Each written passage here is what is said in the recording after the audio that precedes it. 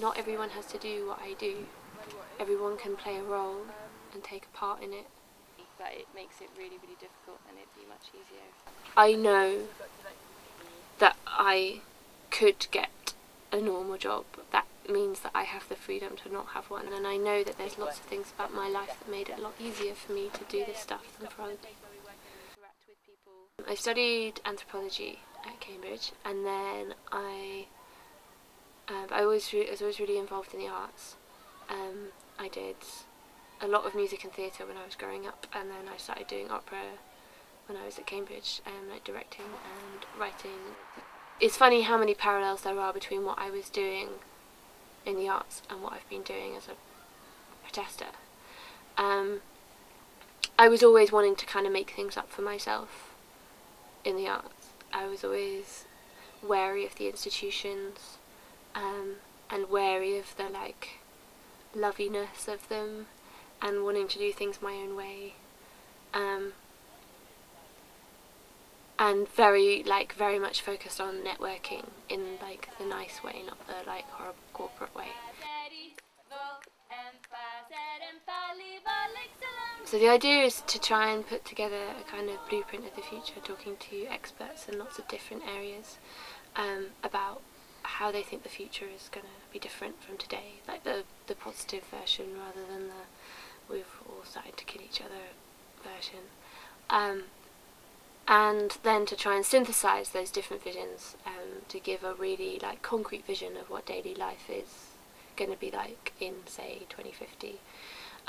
But then also giving a history of how we got there from 2010 to 2050, and then also actions for today, like the things that you can go and do right now that will help get us onto that path. And giving a really positive platform for direct action, where you're saying, yeah, I know that we've just done something really illegal, but actually it's a really positive thing. It's so that we can get over there, and this place over there is more sociable, more humane, you've got more time and more energy, and a lot of it will come down to things like computing and how computers change and how the internet changes, and the positive version of the internet as well, because there's definitely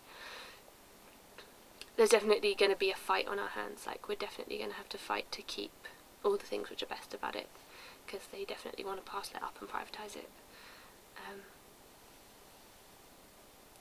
But I kind of think that probably they won't be able to, and the hackers will not let private companies parcel up the internet. So I think it'll be alright. It's because the internet is absolutely key to ensuring that we have equity. It's that sharing of information, sharing of the situation on the ground, knowing when things are causing social injustice somewhere else in the world, that will lead us to a more humane future. So it's a fight on lots of fronts, and I might be out there protesting, or I might be in Parliament fighting other politicians, or it might be a hacker sat in his room ensuring that Microsoft can't, stop people in Tehran accessing the internet or whatever.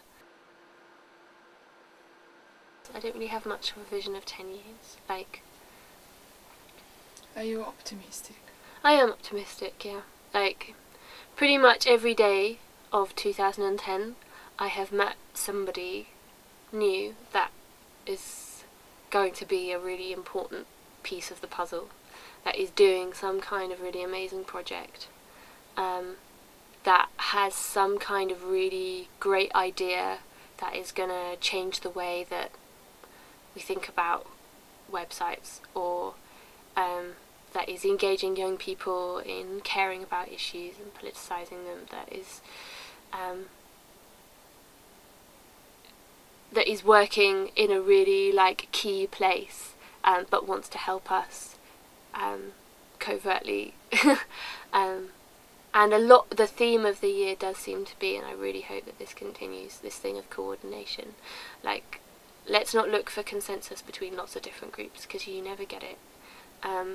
like Stop Climate Chaos and those big coalitions, they just showed that if you try and get a common message from everybody, you just end up watering it down and not really achieving anything. But what you can do is, behind the scenes, be talking to each other, coordinating with each other, ensuring that your messages, even though they look different, are pushing towards the same actions or the same ends.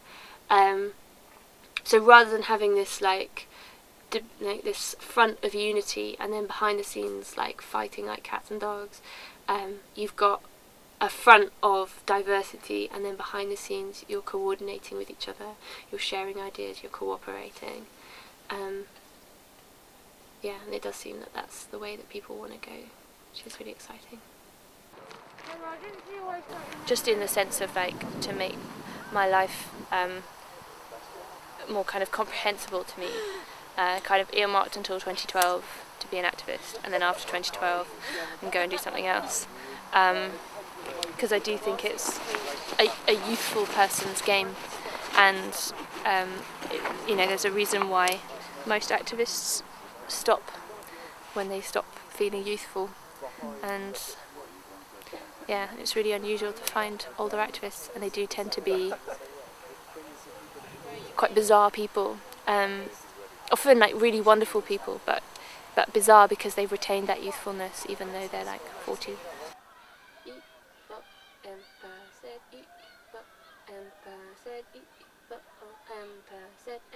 Leave our legs alone.